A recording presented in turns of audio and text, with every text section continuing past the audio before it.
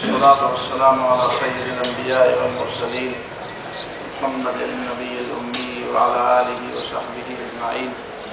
أما بعد فأعوذ بالله من الشيطان الرجيم. بسم الله الرحمن الرحيم. فاصدع بما تؤمر وأعرض عن المشركين. صدق الله العظيم. النبوت په ابتدا کې 3 کاله رسول الله صلی الله علیه وسلم خفیه دعوت چلاو. انفرادي طور باندې به یو کس ته خبره کوله، عام خلق ته خبره نه کوله. او دا د الله تعالی برای راست هدایت، ځکه چې فضا برابر نه یو एकदम سړی په عام مجلس کې خبره کوي نو هغه خبره ده چې د هغې کې بیا اثرات د هغې داسې ښه نه وي. چې څه نه څه لږه خلکو ته پته ولګي چې څه خبره شته، د هغې نه پس هر سړی په دې طلب کړي چې دا خبره څه ده، یاره دا خبره مې برای راست واورېدې، په خپله مې د ځان خبر کړی. د هغې نه بعد بیا سړی غوږ دی. او په دې عربو کې هم دا خوی وو، او په اکثرو قبایلو علاقو کې دا خوی. یو ځل یو سړي ته ووایي چې یاره دا خبره مې په طبیعتو نه لګېده، نو بیا دوباره وایي یاره که اوس وایم چې ښه ده، نو بیا مې هغه پښتو کې چې کېږي. قرآن دا ډېرو قومونو مبارک دا وایي فما کانوا لیؤمنوا بما کذبوا به من قبل. دی په دې وجه تکذیب وکړو او خبره په دې وجه ونه منله، ایمان یې په دې وجه را نه وړو چې اول یې ویل چې یاره نه منم. بس هغه اولنی نه منم د دې په دې دماغو کې داسې ودرېدلی و چې د هغې نه پس که بیا دې پوه شوي هم دي چې دا خبره ټیک ده، نو بیا یې بس منلی نه، بیا په خپله زړه خبره ټینګ کړو. نو کله چې الله تعالی دا آیت راولېږه چې فاصدع بما تؤمر واعرض عن المشرکین، بد د مشرکین اوس پروا مه ساته، فاصدع بما تؤمر، دا کومه خبره چې راته حکم شوی دی دا اوس په واضح او په صفا الفاظ ووایه، په ډاګ یې ووایه. صدعن دې ته وایي، صدعن چې یو سړی شیشه راوالي او یو ګټې لا یا یو شي دی راواچي چې دا بلکل تورې ورې شي داسې، د هغې هغه یو جز جدا جدا شي. فاصدع بما تؤمر، صفا صفا بیان کړه، ټولو خلکو ته صفا صفا بیان کړه چې خلکو کې شک او شبه پاتې نه شي. چې دا آیت کله نازل شو، رسول الله صلی الله علیه وسلم د صفا ډیری ته وکتل. دا صفا دومره غټه ډیری نه ده، څوک چې عمرې ته تلي حج ته تلي نو صفا ډیری دی، غټ غر نه دی، یو ډیری دی، یو غونډی دی. دې ته نبي علیه الصلاة والسلام وکتل، د زمانې د رواج مطابق یو اواز یې وکړو یا صباحا. صباحا په د دې دپاره اواز و چې گویا کې دشمن حمله کړې ده. والعادیات ضبحا فالموریات قدحا فالمغیرات صبحا. په دې عربو په دې عامو عادتونو په دې جګړو کې به دا وه، په دې جنګونو کې چې دا اپې به کېدې، حملې او یلغارونه به کېده، دا به د سهار ټایم کې کېده. یو سړي چې به دا اواز وکړو چې یا صباحا، نو دې معنا دا ده چې بس حمله وشوه، حمله وشوه. څه ډېره اهمه خبره، خطرناکه خبره وه چې کوم سړي به دا اواز کړی و، خلک به د هغه خوا ته راجمع کېدل چې تا ته پته ده څه خبره ده، څه چل دی. چې کله دا یا صباحا اواز نبي علیه الصلاة والسلام وکړو، نو هر چا وایي چې دا محمد دی صلی الله علیه وسلم. خلکو ته خو پته وه چې دا صادق او امین دی، او دا ګنګوسۍ هم خور شوی و په دې مکه معظمه کې چې څه نوې خبره هم ده، نبي علیه الصلاة والسلام څه نوې خبره هم کوي. نو هر سړي وایي چې یاره دا خبره اورېدل غواړي په خپله. که سړی به ډېر زیات مجبور و، نو د ځان په ځای به بل سړی ولګو چې ته لاړ شه ما دپاره واوره ټوله خبره، بیا ما ته راشئ ویې به راته څه خبره شوې. دا ټول خلک راجمع شو، نو قریشو د عام قبایل ټول راجمع شو. رسول الله صلی الله علیه وسلم ورته ودرېده او ورته یې ویې چې دا راته ووایي چې لو اخبرتکم ان خیلا بالوادي تريد ان تصبحکم اکنتم مصدقیه. که زه اوس تاسو ته ووایم چې په دې دره کې داسې خلک را روان دي، لښکرې را روانې دي، دشمن را روان دی او په دې مکه باندې حمله کوي، تاسو به زما تصدیق وکړئ، ما به خبره به ومنئ. قالوا ما جربنا عليك الا صدقا ما جربنا عليك كذبا. تا خو چېرته دروغ نه دي ویلي، زموږ په تجربه کې خو تا چېرته دروغ نه دي ویلي، ته خو همیشه رښتیا وایې. چې ته وایې چې راځي نو راځي. ګورې دلته لږه وقفه پکار ده. دې د مکې خلکو چا سره څه مقابله نه وه، چا سره څه ترک نه و، چا سره څه جګړه نه وه. پخوا قصي بن كلاب په زمانه کې د بنو جرهم او د دې قبيله په منځ کې جګړې مګړې شوې وا خبره ختمه شوې او دا ډېر وخت شو دا ډېر زمانه تیر شوې درې څلور پیړۍ په منځ کې تیر شوې بیا د مکې د خلکو درجه جګړې نه کولې دا ته به اهل الله وي دې ته به اسبرګان وي دا خدای الله تعالی د کور گاونډیان دي خدمتګار دي دې درجه جګړې نه کولې بلکې دې په جګړو د دې په وینا باندې خلکو جګړې ختمولې نو ذهن دا وي او عقل دا وي جګړه نشته موږ باندې څوک حمله نه کوي دا رڼا ورځ ده په دې ورځ څوک حمله نه کوي هغه سهار وختي ټیم کې تیاری او سبا خېږي دا ټیم کې خلک حمله دا ټیم حمله نه کوي دا رڼا ورځ ده دویمه دا چې زموږ غوږونه اوري څه نشته شور شرغب نشته هغه زمانه کې ظاهره خبره ده چې اسونه او په اسونو باندې خلک را رواني توري د هغې شرنګ شرونګي د هغې اسونو اوازونه یې دا خو موږ هېڅ څه نه اورو زموږ سترګې هم څه نه ویني دا غونډۍ دونه غټه خو نه ده چې موږ ته پته نه لګي دې نه شاته او دونه لویه ایریا دونه فاصله خو نه ده زموږ سترګې ګوري د څوک نشته امن او امان دی بلکل خیر ده معمول مطابق ژوند دی خو د دې باوجود یو کس نبي علیه الصلاة والسلام د دا ونه ویل چې د محمد صلی الله علیه وسلم زموږ چا سره دشمني نشته نو ولې را باندې څوک راځي ستا دا خبره ولې ومنو یو کس دا ونه ویل چې زموږ سترګې خو څوک نیني او ته موږ ته وایې چې دشمن را روان دی او حمله کوي دشمن کوم دی موږ وګورو معامله خو ملک په صفا دی غوږونه هم څه نه اوري و د دې باوجود یې ورته ووایي چې دا کېدی شي چې زموږ عقل ټیک نه وي دا کېدی شي زموږ سترګې او غوږونه ټیک نه وي زموږ سترګې او غوږونه غلطه خبره کوي نو محمد صلی الله علیه وسلم دروغجن نشي کېدی دونه لوی اعتماد د رسول الله صلی الله علیه وسلم پر قوم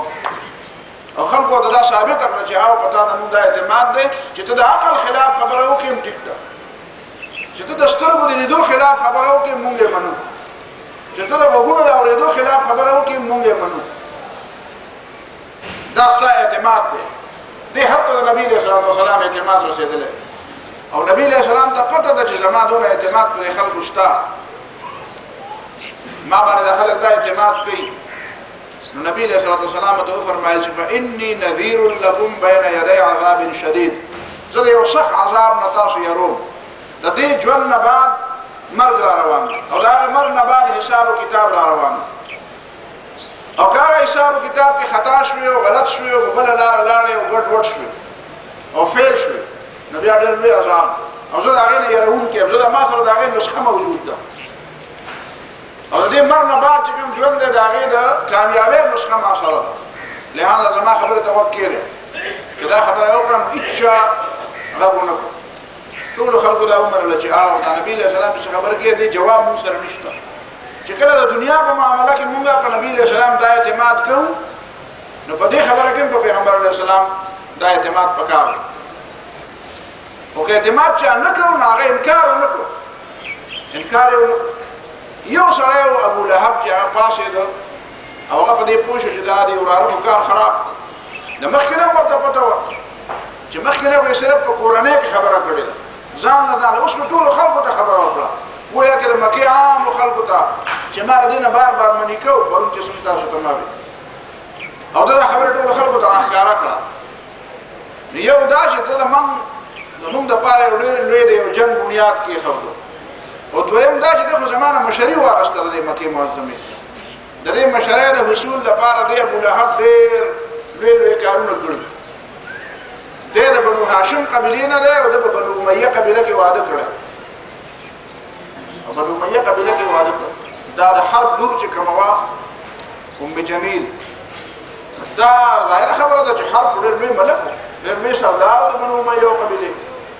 نو ته د هغه لور د دې دپاره وغوښته او ځینې روایاتو کې دا راځي چې هغه په یوه سترګه معذوره وه او د ابولهب په خپله هم په یوه سترګه لږ کوږ و خو دا خو به هر حال ځان له خبره ده خو د بلې قبیلې سره دا رشتې کول دا به ډېرې کمې وې دا رشتې د بنو هاشم او بنو امیه چې دي او په خپل منځ کې رشتې ډېرې کمې کولې نو رسول الله صلی الله علیه وسلم په دغه نږدې زمانه کې چې دا پیغمبر شوی دی په دغه زمانه لوی لوی عقبه او عتیبه د زامن او د نبی له صلوات والسلام لونه ولا غوښتي وي دا رشتہ د دې لپاره کړو چې زه د مکه سردار یم د بنو هاشم قبیلې نه یم او د بنو امیه په زمانه سردارۍ مخالفت نه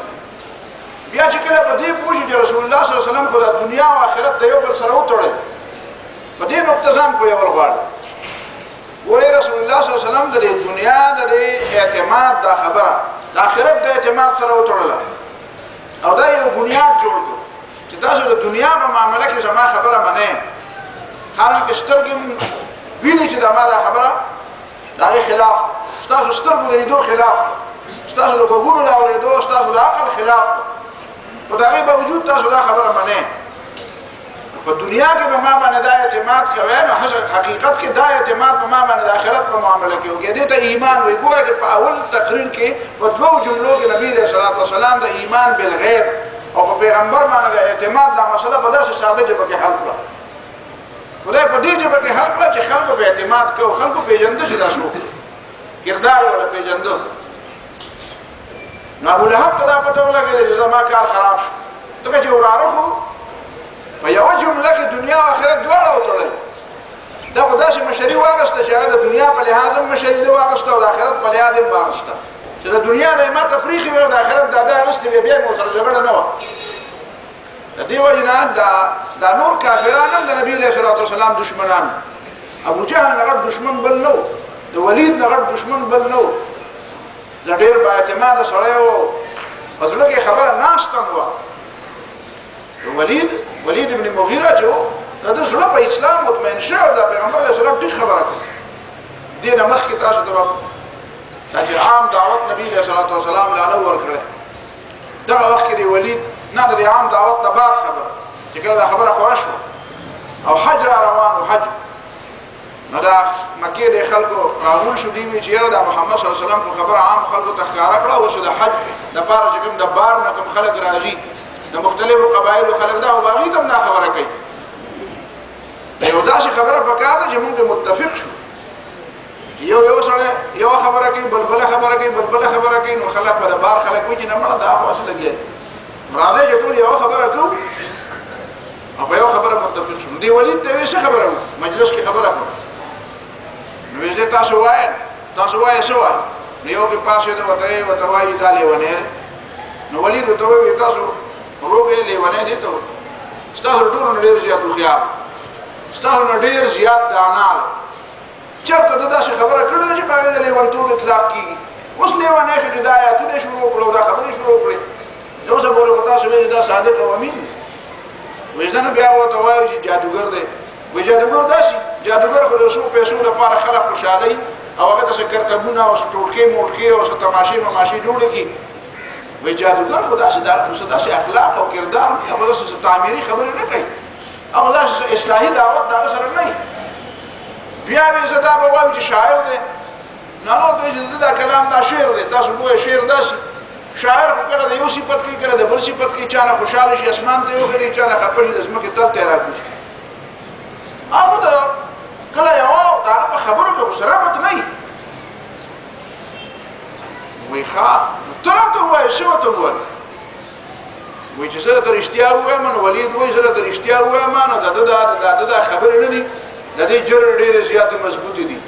د دې څانګې ډېرې زیاتې ګورې دي د دې میوې ډېرې زیاتې مزېدارې دي د دې په دې میوو کې رس ډېر خوږ دی په دې کې وان له لحلاوه وان علیه لطراوه دې کې ډېر خوږوالی دی د په دې خبرو کې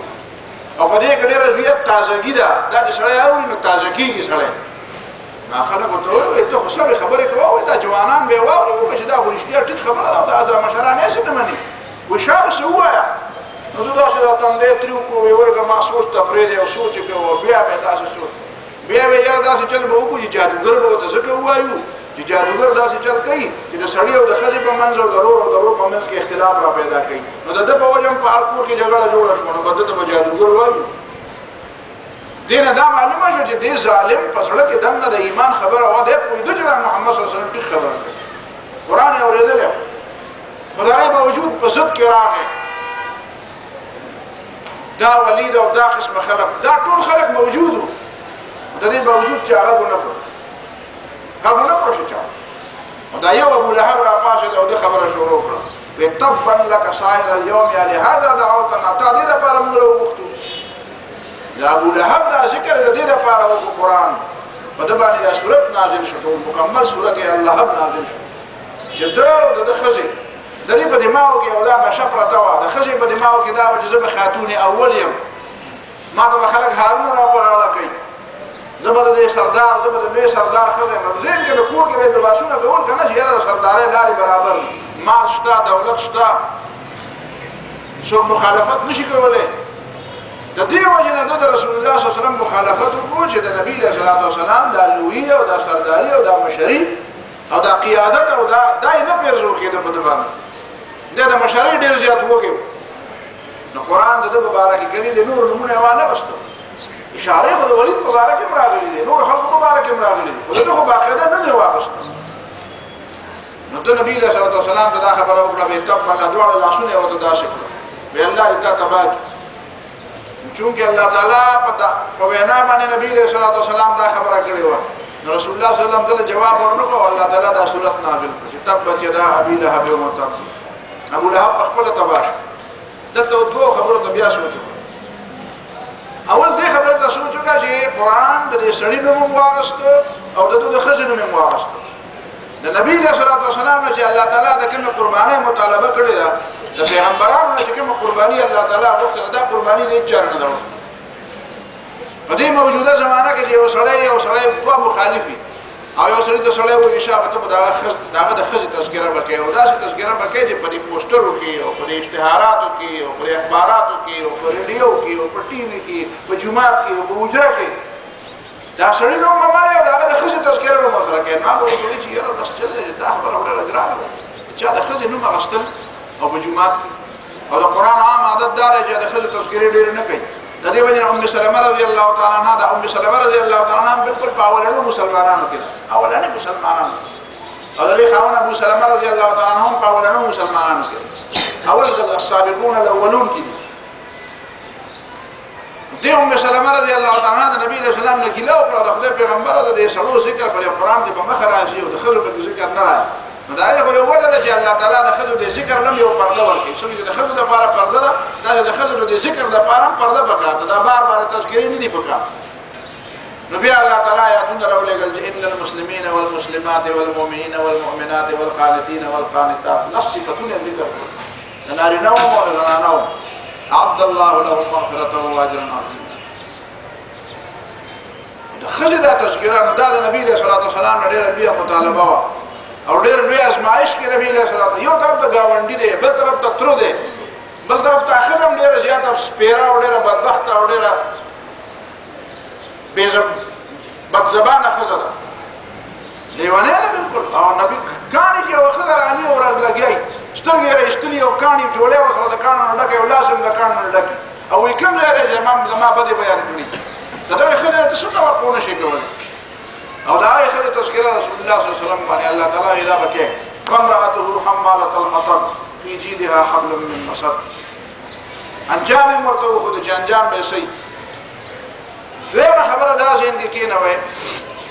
چې قرآن چې کله په دې آیت صورت نازل شو چې تبت یدا ابي لهب ابو لهب تباه شو ابو لهب دې تباه شي وتب او د اخرې قبول دې تباه دی دغه نبی علیه الصلاة والسلام ته ویل چې ته تباه شي نبی علیه السلام نه دی تباه دی تباه نو دا آیتونو باندې ورځې تېرېدې کال تېرېده دوه کاله تېرېده درې کاله پنځه کاله اته کاله لس کاله یو سړی چې د ځانه لګیا او د ځانه خبره کوي چې فلانکی خراب شو فلانکی داسې چلو شو چې ورځې پکې تېرې شي او هغه کار ونه شي نو سړی په خپله وایي یاره د ما نه دې خبره او نور خلک هم ورته وایي تا خو وایي چې داسې به کېږي خو ونه شو نو ابو لهب تباه شو نبي علیه الصلاة والسلام اعلان وکړ تبت یدا ابي لهب ابو لهب تباه نو کال دوه کاله پنځه کاله اته کاله نهه کاله لس کاله تېر شو آخر د غزوې بدر مقرره نبی علیه الصلاة والسلام هجرت وکړو بیا د هغې نه بعد دوه کاله دا ابو لهب جنګ له په خپله رانغی بل سړی په خپل ځای راوسته او چې کله ورته پته ولګېده چې په بدر کې نبی علیه الصلاة والسلام فتح وکړه او اویا سرداران هم د مکې مردار شو اویا کسه قیدم شو نو بس د باندې چې چلو شو دی مردار شو ځای د نبی علیه الصلاة والسلام ورته خیرې کړې وې هغه یو ځناور یو څاروي یو زمري وخوړ د نبی علیه الصلاة والسلام د په حق کې ډېره زیاته بې ادبي کړې وه کوم شوې چې نبی علیه الصلاة والسلام ورته خیرې کړې وې هغه نبی علیه الصلاة والسلام طرف ته لاړې توکلې وې دومره ظالم و حالانکه نبی علیه الصلاة والسلام له لور ورکړې وه د دواړو زامنو نبی علیه السلام واده کړی نه وی خو بهرحال نکاح یې شوی نو هغه دواړه طلاق یې کړې ورته ویې چې دا به د باندې یو اضافي بوج هم شي او په علاقه کې د شرم خبره هم ده چې لوڼه مې راته در واپس کړې هغه لوڼه رسول الله صلی الله علیه وسلم یو نه بعد بل نه بعد هغه حضرت عثمان رضی الله تعالی عنه ته ورکړې نبي علیه الصلاة والسلام یو حضرت زینب پکې ابو العاص له ورکړې وه او دا باقي دوه رقیه او ام کلثوم حضرت عثمان رضی الله تعالی عنه ته دې باندې ځان پوه کوي دا حضرت عثمان رضی الله تعالی عنه دا د دې بالکل قریبي رشتہ دار دی قریبي رشتہ دار دی د دې بنو حرب ابن بنو امیہ د قبیله حضرت عثمان رضی الله د بنو امیہ د قبیله نه دی په بنو امیہ کې دی اولنی مسلمان دی او د باندې برده یو تر ډېر لوی ظلمونه په حضرت عثمان رضی الله تعالی عنه موږ دا خیال دی چې په دې وړو غریبانو صحابه کرامو باندې ظلمونه کېدل نه په حضرت عثمان رضی الله عنه دی به داسې په دې د برو په دې پوزکی کې به را بند او دته به بیا لوګي کول دا تریو د برده دا د کجونو درې پاڼه نه به یو شی جوړ کړو پوزکی مونته او پای کې به دا را بند به وتړل لاس خپل به له وتړل او یو ځکه به واچو به وتا لوګي و چې دا تاریخ لوګي په دوه ورځې او د خزیدې نشي ټول ظلمونه په دوه باندې شوي نو په دې قرآن کې رسول الله صلی الله علیه وسلم بیا د خپل دواړه لونه ورکړي حضرت عثمان رضی الله تعالی عنه گویا که دای دی ام جمیل لا یو قسم له جواب ورکړو دا دوه خبرې چې دي دا ډېرې زیاتې اهمې چې نبی علیه الصلاة والسلام دا قرآن د ځان نه دی پیش کړی که د ځان یې پیش کړی وی نو ویلی به چې نه زما د خبرې دا مطلب دی او دا مطلب دی خو آخر کار وشو هغه چې الله تعالی ویلي چې ابولهب تباه او برباد شو د نسل هم ختم شو د دغه مال او دولت د ده په کار رانغی دا د نبی علیه الصلاة والسلام یو اعجازي شان و چې په دغه زمانه کې په دغه وخت کې د نبی علیه الصلاة والسلام په دې خبرې چا مخالفت ونه کړو دا د کردار وجه وه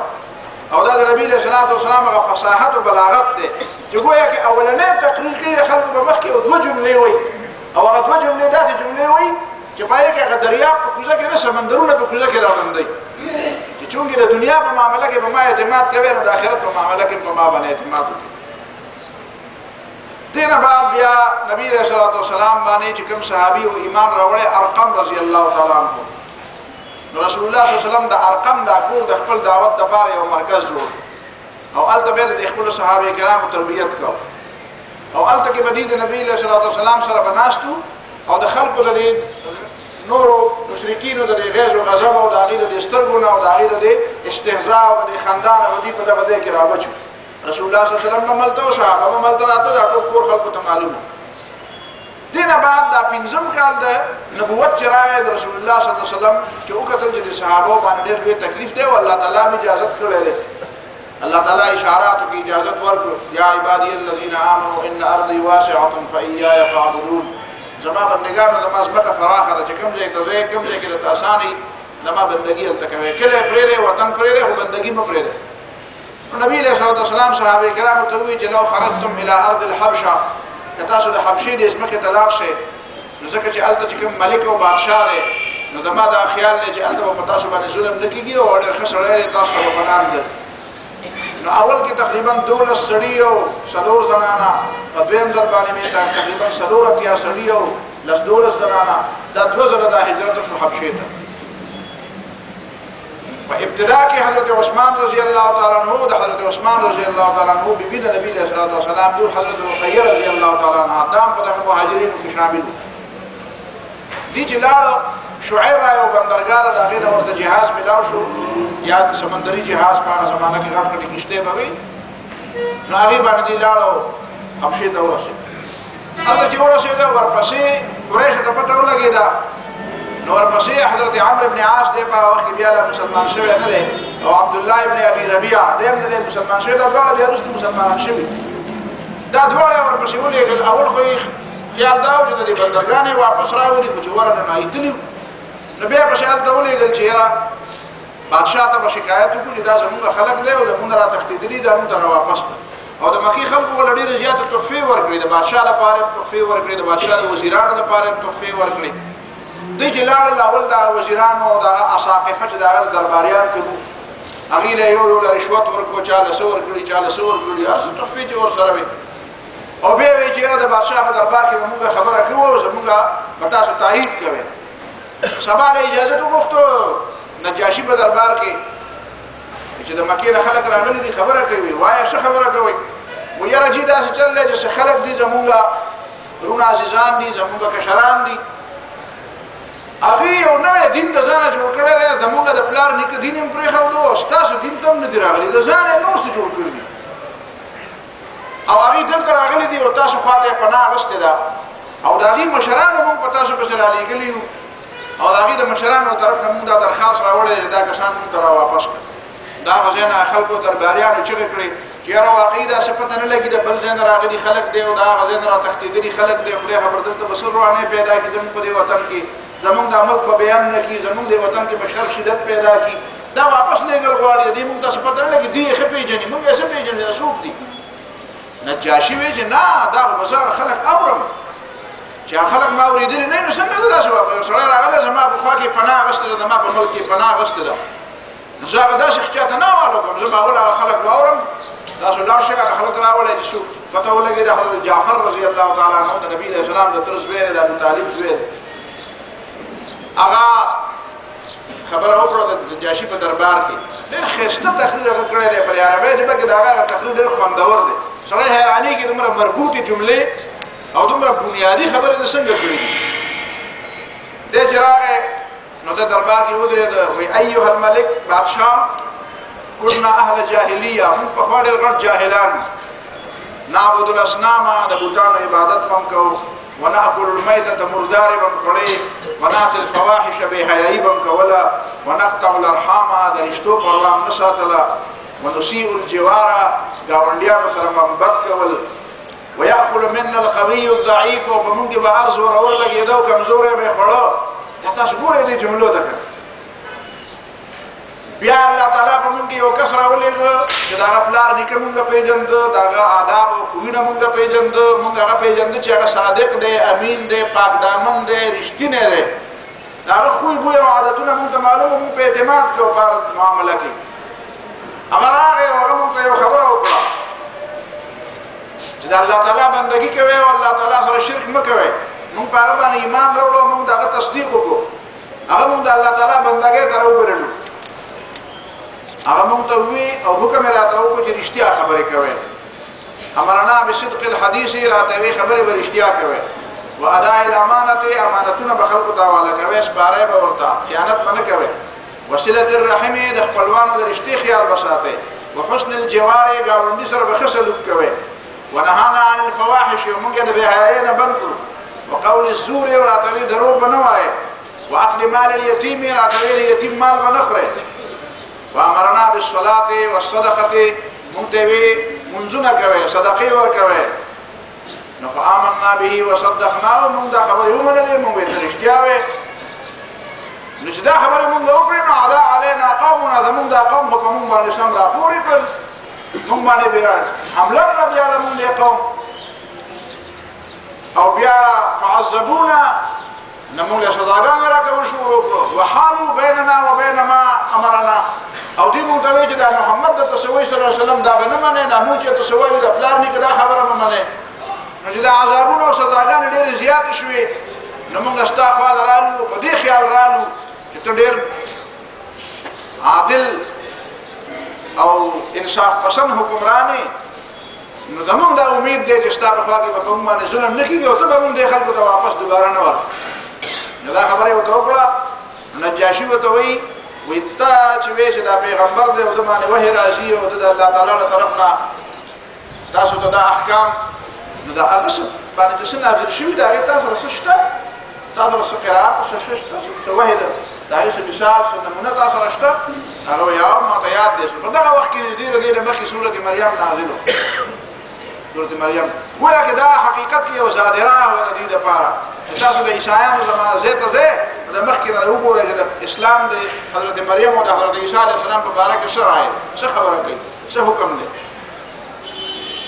حضرت جعفر تیار کړ او اخلاص او عرب ایمان راوړ. عین صاد ذکر رحمت ربک عبده زکریا اذ نادى ربه نداء خفیا. دا تلاوت شروع کو نو دا دوه کسان بیا په دې خبره باندې گواه دي. دا عمرو بن عاصم په گواه دی، دا عبدالله بن ابي ربيعه په گواه دی چې دا تلاوت شروع کنه نو دا نجاشي دا وخت کې به دی او دا جوړلې دا ګیره لنګ شو په دې وخت باندې او هغه چې کوم درباریان ور سره وو هغه هم جوړل شروع کړ. هغه سره خوا کې لیکلي وو صحیفه ور سره وي کېدای شي د خپل انجیل صحیفه به وي نو هغه به مخې ته خوري شو نو هغه صحیفه باندې دا هغه وخت کې توي شو هم لم دی شو نو چې دا تلاوت ختم دو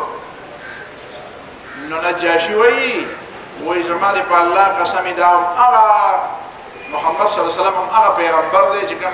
کم ناموس او کم وحی په موسی علیه السلام او عیسی علیه السلام باندې راتله او دې ته وای دا خپل تحفې مخفي واپس کې او زه دا خلک تاسو ته نه واپس کوم. ما ته اوس پته ولګېده زه په دې باندې ډېر زیات خوشحاله شوم چې زه به په هغه زمانه کې ژوندی یم چې آخر زمانې پیغمبر به راشي او زه به په هغه زمانه کې زه ژوندی یم. دا خو زما لپاره ډېر د خوشحالۍ خبره ده او تاسو ته بدل د داس تاسو کور دی تاسو باندې څوک نه گزار کولی شي نه تاسو ته څوک بد کتی شي او خلکو ته حکم وکړو وایي چې دې ته چا په بده سترګه وکتلم ما ته به برای راست رپورټ کوئ او دا به دلته ښه په امن او په حفاظت ناست دربار برخاست شو. سباله بیا د عمرو بن عاص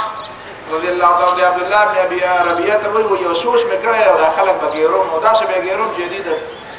وتو به لار نه هغه ورته وایي داسې چلو که چې ګیرول مې رول مه کوه او دا خیر دی بس مسافر دی او هغه ولا پناه ورکړه اوس پرېږده د مونږ کاره مو شو د هغه کاره مو شو پرېږده ناست دي دلته ولې خامخا د اخره پورې پسې ځي وایي نه پرېږدم یې نه. نو سبا راغی دربار ته ویلي یو خبره وایي څه وی وایي تا ته دا پته ده چې دا خلک ستاسو د عیسی علیه السلام په باره کې کومه عقیده ساتي وایي څه عقیده ساتي وایي دا نه خطرناکه خبره کوي که هغه واورېده نو حیران به شي ورته دوی خو د عیسی علیه السلام په باره کې ډېرې بدې خبرې کوي. بیا یې راوغوښته نجاشي ورته یې تاسو د عیسی علیه السلام په باره کې خبره څه کوئ راشئ. نو حضرت جعفر د خپل ملګرو سره مشوره وکړه چې ظاهره خبره ده چې عیسایان په عام طور باندې عیسی علیه السلام ته د خدای زوی وایي ثالث ثلاثه ورته وایي د خدایان درې دي یو پکې عیسی علیه السلام دی مور ته مو له خدای وایي او زموږ عقیده خدا ده چې عیسی علیه السلام مو له خدای دی او نه د خدای سره په خدایۍ کې شریک دی دا خو د الله تعالی بنده او د الله تعالی رسول دی. دا خبره خو په دې بده لګي اوس یا دا ده چې موږ خپله عقیده پټه کړو او یا دا ده چې سیده خبره وکړو. مشوره په دې باندې وشوه چې عقیده ولې پټو چې عقیده پټو نو بیا په خپل کلي ته واپس ولې نه چې مشکل دی خو د خپل کلي رانه پاتې دی خو دا بیا دې پاتې د پلار نیکه وطن چې پاتې وي خو دا دې پاتې دی خو پردی وطن دی دې کې پاتې شي نشي کېدلی. بیا حضرت جعفر رضی الله تعالی عنه راغی نجاشي ورته یې ووایه د عیسی علیه السلام په باره کې څه وی هغه وی عیسی علیه السلام چې څنګه موږ ته رسول الله صلی الله علیه وسلم فرمایلی دي عيسى عبد الله ورسوله وكلمته ألقاها إلى مريم العذراء البتول وروح منه. عيسى عليه الصلاة والسلام ده الله تعالى بندله ده الله تعالى رسول له ده الله تعالى بكلمة پیدا له چې الله تعالى هغه مريم ته اچولې و چې کوم به خاوند او خاوند نو دا ده الله تعالى بکلمه او ده الله تعالى په وینا پیدا ده او ده الله تعالى له طرف نه یو خاص روح دی چې بغیر د پلار نه پیدا کړی څنګه چې آدم علیه السلام بغیر د پلار او مور نه پیدا عیسی علیه السلام بغیر د پلار نه پیدا کړی وی دا زموږ عقیده ده. نو دا نجاشي ولګېده د دې دغه دا ټوخلی غونته کني د کجوري دا ټوخلی چې دې کجوري کې یو دا غوښه ده یو پکې دا زړی دی دننه یو پکې پرده ده یو پکې پرده کې دننه هغه مزی دی ته ونه چې دومره کم دی دا چې کومه خبره وکړه عیسی علیه السلام هم د الله تعالی بنده دا قرآن چې موږ ته وایي که نه په سورة مائده کې لتجدن أقربهم مودة للذين آمنوا الذين قالوا إنا نصارى دا نصارى چې ځان ته وایي دا مسلمانانو ته ډېر زیات نږدې دي. ذلك بأن منهم قسيسين دا ځکه چې په دې کې څوک دي اهل علم لوی علماء دي ورهبان او په دې کې تارک الدنیا فقیران دي وهم لا يستكبرون او دې تکبر نه کوي. دا د ټولو عیسایانو مبارک نه دی ویلي دا د هغه چا مبارک ویلي دي چې هغه وایي چې انا نصارى په دې کې دا نصارى یو فرقه اوس هم موجوده ده او دا ډېره کم او ډېره معمولي ده د تېرې زمانې پورې په دې کې دا چې هغوی دا وایي چې نه عیسی علیه السلام د الله تعالی بنده او د الله تعالی رسول دی دا د خدای سره په خدای کې شریک نه دی. اگر چې د دې چې کومې غټې فرقې دي کیتولک دي او اورتوډکس دي او پروټیسټنټ دي او دا چرچ اف انګلند دا څلور غټې غټې فرقې دي په دې د دې فرقو عقیده خدا را چې عیسی علیه السلام نعوذ بالله د خدای سره په خدای کې شریک دا د کفاري عقیده دا د پارسي عقیده او په دې کې دا کوم نسوارا دي دا چې کوم نجاشي د دغه قبیلې نه نجاشي او قران کې بیا څه کوي چې هغه وایي چې انا كنا من قبله مسلمين سورۃ قصص کې څنګه وایي انا كنا من قبله مسلمين مونږ عیسایت نو مونږ مذهب مونږ دین د مخکنه اسلام مونږ د مخکنه مسلمانانو اوسه مسلمانان اگر چې داغه بعضی اساقفه چې کمی هغه دربار کې بعضی کسان هغه بعضی په پوزه کې سوناره موناره شروع کوي خو دوی ته سوناره موناره کوي تاسو عقیده غلطه ده تاسو خبره غلطه ده دا د چې کوم خبره وره دا ټیک نو دا چې دی بیا واپس را دې مې یو خبره وشوه رسول الله صلی الله علیه وسلم چې په عام مجمع کې د دې صفانه ډیرې نه بعد چې په عام مجمع کې خبره شروع کړې وي نو په عام مجمع کې به خبرې کولې یو ځل نبی علیہ الصلوۃ والسلام یو عام مجمع و د مشرکینو مسلمانانو پکې مشرکینو پکې سورہ النجم نازل شو والنجم اذا هوا ما ضل صاحبكم وما غوا دې سورۃ په اخر کې سجده ده او د دې په ایمانس کې یو څو آیاتونه دي افرایتم اللات والعزى تاسو د لات او د عزى نه خبر یې ومنات الثالثه الاخرى او هغه منات چې په مرتبه کې دریم نمبر دی الکم الذکر وله الانثى دا ټول د خزو نمونه دي لات منات عزى دا درې وړ نمونه د خزو نو الکم الذکر وله الانثى تاسو ځان د پاره نارینه خو خوي په دې خوشاليږي او د خدای د پاره لونه خو خوي دا د خدای په لونه دي تاسو وایي دا تلکل غرانی قل علا دا غلیل دیوان دی او لیل پریان دي وان شفاعتهن لترتجى د دې شفاعتونه او سفارشونه دا غړي وړي وایي د خدای د پاره لونه خو خوي ځان د ځامن خو خوي اخر کې بیا سجده ده چې دا صورت نبی صلی الله علیه وسلم په مجمع کې وی کنه نو ټول مجمع اخر کې سجده وکړه یو سړی دی غالبا ابي هغه سجده ونه کړه خاورې راواغستې وي چې بوډا سړی مال دام پورې ټول مجمع سجده وکړه مشرکان او مسلمانانو ټول سجده وکړه چې دا سجده وکړه چې کوم خلک په دې مجلس کې نه و راغی نه بعد وروستو خبره مشهوره شوه چې لکه د مسلمانانو د پیغمبر علیه السلام د مشرکینو سره ورور وشوه ټولو په یو مجلس کې سجده وکړه دا خبر حبشې ته ورسېده چې هلکه د مکې خلکو د نبي علیه السلام په منځ کې روغه وشوه روغه څنګه وشوه ظاهره خبره ده چې خپل وطن ته خو د هر چا تعدي د هغه ځای نه څه خلک واپس راغله او وایي چې بس چې روغه وشوه بیا مونږ دلته څنګه په پردي وطن کې واپس ځو چې راغله پته ورته ولګېده ځینې خلک لا مکې ته رارسېدلي نه وو چې په دې پوه شو چې خبره غلطه ده واپس لاړه او ځینې مکې معظمې ته واپس راغله دوباره بیا هجرت وکړو خبره دا وشوه چې په دې کې د بعضې تفسیرونو والا عجیبه غوندې خبرې کړي ځینې تفسیرونه والا وایي چې دا واقعه د سر اړو شوې نه ده ځینې تفسیرونه والا وایي چې شوې ده بیا څنګه شوې ده خبره پروپاګانډا جوړه شوه خلکو د خلکو نه تپوس وکړو کشرانو تپوس وکړو د خپلو مشرانو نه چې تاسو په د نبي علیه الصلوۃ والسلام په باره کې مونږ ته وایئ چې د سره ملګرتیا مه کوئ او د نبي علیه الصلوۃ والسلام محمد صلی الله علیه وسلم چې تلاوت کوو تاسو ورته داسې په قلاره وږې ښودې چې په آخر کې هغه سجده وکړو تاسو هم ورسره سجده وکړه نو چې تاسو د هغه د رسېدې پورې لاړئ نو ستاسو د هغه په منځ کې اختلاف شه پاتې شو چې مونږ ته وایئ چې خبره یې مه منئ هغې سوچ وکړو چې واقعي کار هم غلط کړی دی دا څنګه چل دی اوس به دې دپاره څه بانه ګورو نو بانه یې کته نو ظاهره خبره دي بانه خلکو له ورځي بانه دا وکړه وی د محمد صلی الله علیه وسلم زمونږ د خدایانو صفت وکړو څنګه صفت وکړو وی دا وی چې ارایتم اللات والعزى ومنات الثالثه الاخرى چې دې ته ورسېدو وی راته وی چې تلك الغراني قل علا وان شفاعتهن لترتجى عرب خو کنه وزن ولا برابر چې دا ویل خاطرې دي او د دې سفارش په قبلېږي و چې نبی له سلام خدا و چې دا وی بس موږ چې زموږ د بوتانو صفت وکړو بس موږ ته څه شي دا وکړه زموږ اختلاف په دې کې بیا د بوتان نه من هغه د بوتان د خدایان نه من و چې د خپل زموږ د خدایانو صفت وکړو نو خبره پکې څه پاتې شو اوس دا خبره چې تفسیرونو نقل کړه نو خلک وایي چې یاره دا ولې دا خبره وشوه نو ځینې خلک وایي نبي علیه السلام په دغه وخت کې خاموش شو نو شیطان دا خبره وکړه ځینې خلک پکې تر دې حده پورې تللي دي چې نبي علیه السلام د شیطان د نبي علیه السلام په خوله او په اواز کې دا خبره وکړه حالانکه دا خبره دروغ ده دا دواړه خبرې دروغ دي حقیقت دا دی چې نه نبی علیہ السلام دا خبره کړې ده، نه د نبی علیہ السلام په خوله دا خبره جاری شوې ده، نه د نبی علیہ السلام د تلاوت په دې وخت کې دا خبره چا کړې ده. دا خبره شوې نه ده. چې شوې نه ده نو دا دونه مشهوره څنګه شوه؟ دا مشهوره ځکه شوه چې دا خلک خو د خپلو کشرانو راګیر کړو چې دا تاسو زمونږ ته وایي چې دښمني کوئ او په خپله ملګرتیا کوئ، نو دوی دپاره بله بهانه نه وه،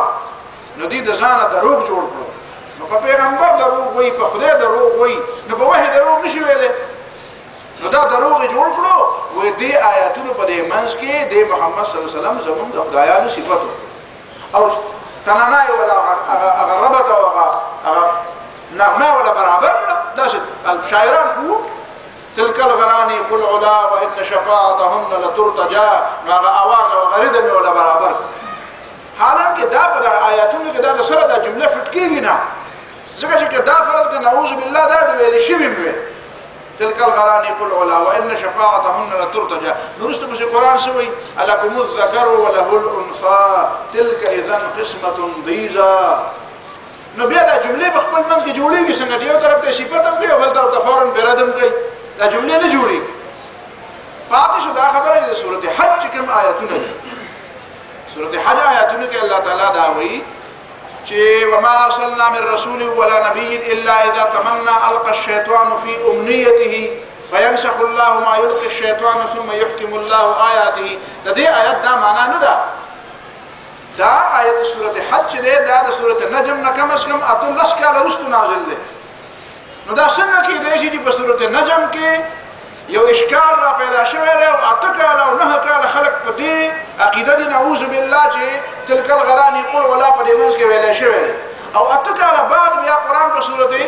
حج کې راځي او هغه د هغې صفایي کوي. دا سوال نه پیدا کېږي، خبره داسې نه ده. د سورة حج چې کوم آیتونه دي د هغې معنا دا ده چې وما ارسلنا من رسول ولا نبي، چې کوم پیغمبر مونږ لیږو یا نبي لیږو یا رسول لیږو، الا اذا تمنى چې کله هغه تلاوت کوي، چې کله هغه خلکو ته قرآن وایي، د الله تعالی کلام وایي، نو القى الشیطان فی امنیته. د پیغمبر د تلاوت او د درس په دوران کې شیطانان د خلکو په دماغو کې شکونه اچوي. لکه درس چې کېږي نو په درس کې شیطان ذهن کې مختلف قسمه سوالونه راځي. سوالونه راځي نو ځینې سړی داسې بې صبره نو فوراً سوال وکړي، ځینې سړی داسې چې هغه لږ انتظار وکړي د هغه سوال جواب په خپله ورو راشي. که په یو درس کې را نشي په بل درس کې راشي، خو د هغه سوال ورو صفا شي. نو قرآن دا وایي چې د پیغمبر د درس او د تقریر په دوران کې چې شیطان خپل کار نه پرېږدي، هغه د خلکو په دماغو کې شکونه اچوي، نو قرآن د هغې شکونو بیا وضاحت کوي. قرآن بل ځای کې هم دا وایي، سورة فرقان کې هم دا وایي ولا یأتونک بمثل الا جئناک بالحق واحسن تفسیرا. دی چې څه سوال هم ستانه کوي موږ به د هغې ته جواب درکوو او د هغې بهترین وضاحت به کوو. داسې یو سوال شته نه چې خلکو په ذهن کې یو سوال راغلی دی او هغه د هغې جواب هغې ته نه دی میلاو شوی. نو لهذا دا خبره ذهن کې وساتئ چې د دې سورة حج د آیاتونو تعلق او د سورة النجم د آیاتونو تعلق دا جدا جدا واقعې سره دی، دا د یوې واقعې سره دا تعلق نه دی. او دا د تلک الغراني قل علا ان شفاعتهن لترتجى دا خبره دا د مشرکینو خپله خبره د ځانه جوړه کړې ده. دی د خپلې سجدې دپاره یو بانه جوړه کړې ده. نو دا خلک چې واپس راغلل پته ولګېده چې دا واقعه داسې نه ده، خبره هم هغسې ده چې کومه د مخکې نه وه. او اکثر د دې حبشې چې دا کوم مهاجرین دي دا بیا د بدر نه وروستو هغه د غزوې خیبر په موقع باندې بیا اکثر واپس تللي دي مدینې منورې ته چې کله ورته پته لګېدلې ده چې حضرت جعفر طیار رضی الله تعالی عنه په هغه موقع باندې تللی دی. نو دا د هغه نبي علیه الصلاة والسلام دپاره حضرت ام حبیبه رضی الله تعالی عنها واده ملته شوی دی، هغه هم حضرت نجاشي لګېدلی دی او هغه د نبي علیه الصلاة والسلام دپاره په نکاح باندې اوسه دا مهر یې ورکړی دی. دا نجاشي مسلمان دی، دا د رسول الله صلی الله علیه وسلم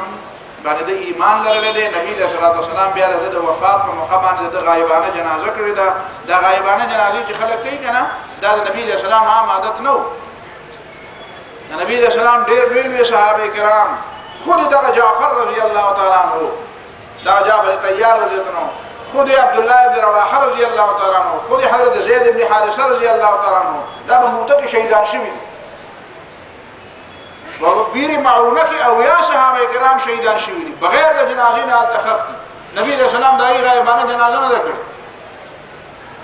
صرف یو اسحما ابن ابجر چې دا نجاشي دی د جنازه نبی علیہ الصلوۃ والسلام کړه او بعض روایتو کې دا راځي چې نبی علیہ الصلوۃ والسلام ته الله تعالی د نعش مخامخ لاش او ته مخامخ دا غیبانه نه و زموږ استاد لپاره غیبانه و د نبی علیہ السلام لپاره غیبانه نه و او خلکو دا اعتراض وکړو چې دا خو یو علج دی او یو کافر دی او یو بيدینه دی او عیسائی دی او د جنازه نبی علیہ السلام بیا باقاعده وی چې هغه ما باندې ایمان راوړل پاتې شو دا خبره چې هغه د ځان رانغه ولي د نبی علیہ السلام خاله دا یو ځای دراز خبره ده چې دی باندې موږ د اعتراض خبرو سره حق نشته چې الله تعالی په اعتراض نه کړي پیغمبر علیہ السلام په اعتراض نه کړي او نبی علیہ السلام داغه د خدمات او داغه د ایمان د اعتراف په بنیاد باندې داغه غایبانه جنازه کړی دا نو موږ ته په دې باندې څه اعتراض حاصل لې چې هغه خپل بادشاہي ولې پرې نه خو دا ولې رانغه د نبی علیہ السلام خاله په دې کې بداسه خبره وی چې داغه موږ ته علم نشته